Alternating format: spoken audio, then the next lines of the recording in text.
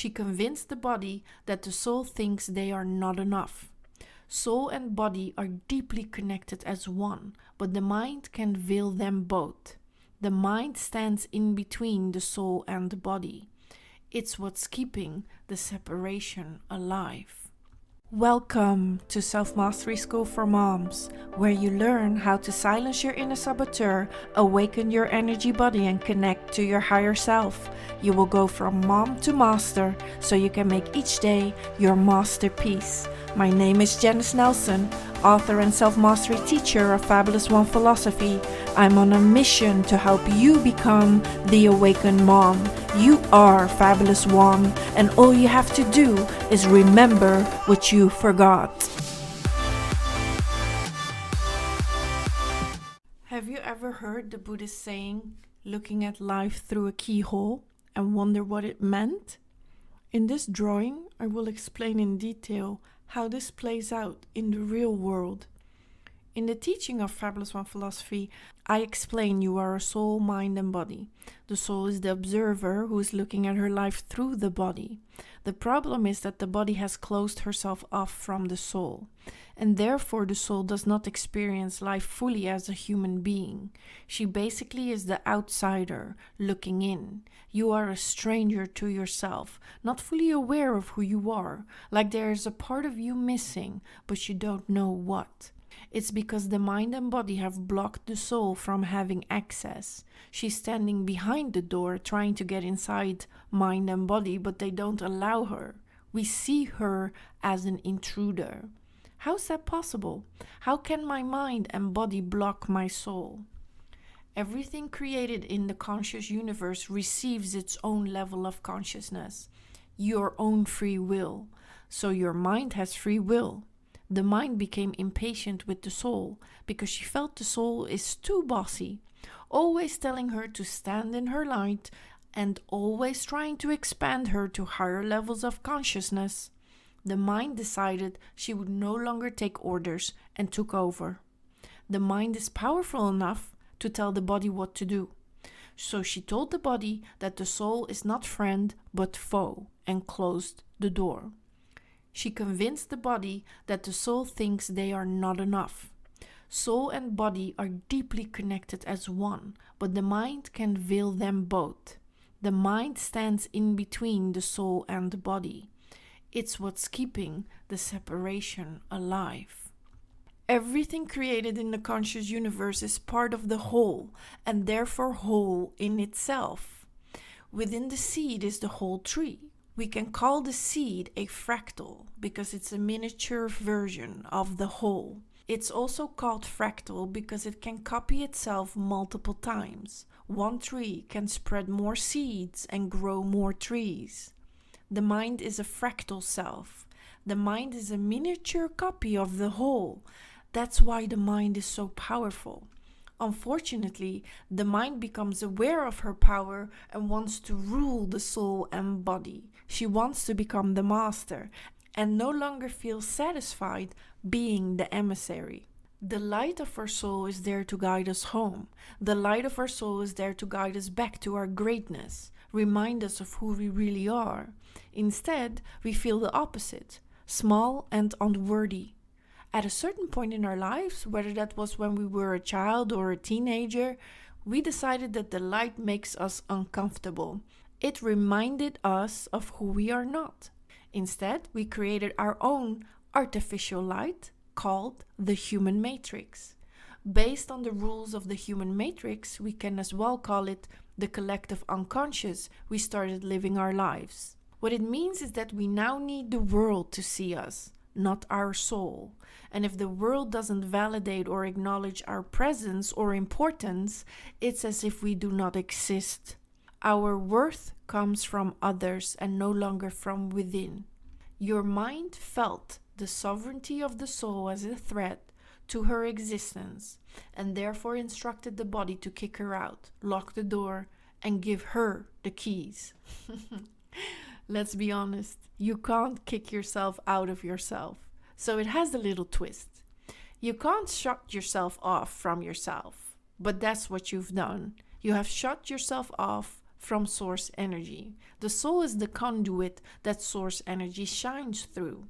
The soul is yourself with capital S that is here to guide you in this three-dimensional life. If source energy can't flow life force energy to you through the soul, it is because the vessel that is used to do so, the body, has closed the door. You have switched yourself off from your inner guidance and you have to figure out life on your own. You depend completely on your mind to lead you the right way. The mind, who is always conflicted between what is right or wrong. The mind who cares about what other people think. The mind who doesn't want to be seen as fake. The mind who will compromise in order to get what she wants. Lucky for us, the soul is still there, of course. But she's an outsider looking in. And as long as the body follows the instructions of the mind, the door of her heart remains closed. What is left to do for your soul? She looks at her life through the door's keyhole, patiently waiting for mind and body to remember who they are and open the door. But of course, this little stunt of the mind and body comes with a big price. According to the late Dr. Candace Pert, who wrote the book Molecules of Emotions, our body is the subconscious mind. In Fabulous One Philosophy, I explained that this has major consequences for your development from child to adulthood. If the mind can feel the body, it means you can't access your subconscious, and therefore your intuition is switched off. Your inner guidance that connects to the mind of source can't help you in this 3D reality until you switch it back on. Your body falls asleep, and the only way you can wake up is if the mind remembers who she is. Unintentionally, by veiling the body, the mind became blind too. You'll live life based on the lies fed to you by the collective unconscious because you can't see.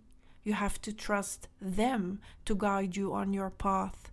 Whatever they say is true, you will have to accept because you have no vision of your own. The first hermetic principle is the all is mind. It means that even though we label everything and give meaning to our words and our world is a mental construct. Everything is mind.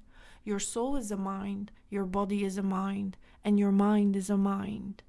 Throughout history, different names have been given to these minds.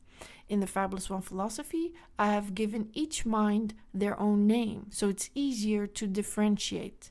You are the united one, which is the higher self.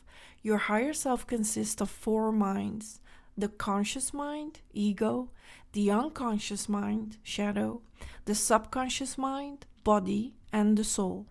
All 4 minds need to unite as one if you wish to connect to your higher self. You will have to go through the 5 stages of self-mastery to unlock the door in your heart before you will feel safe to allow the light back in.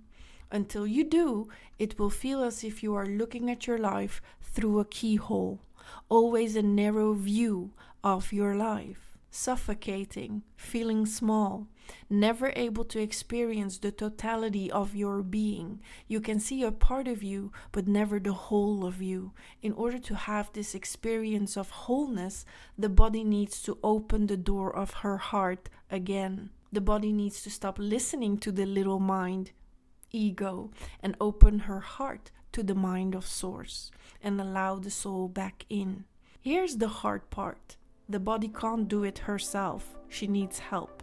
She needs help from the conscious mind to set her free. How do you free yourself from yourself? Your ego is the one who trapped you, but it is your ego who will save you. Your ego has to wake up to who she is. Your ego forgot she is Fabulous One. And in my book, Fabulous One Philosophy, Book 1, The Soul, I will tell you how your ego fell asleep and how you can remember again. We will start at the beginning. Stage 1, teach. All you have to do is keep an open mind and listen to what I have to share with you. I will explain how to reach phase 1, your small awakening. If you wish to learn more, you can buy my book or register as a student at my Self-Mastery School for Moms, where I share the 5 stages of self-mastery for free and tell you what needs to be done if you wish to become the awakened mom. You are fabulous one. All you have to do is remember what you forgot.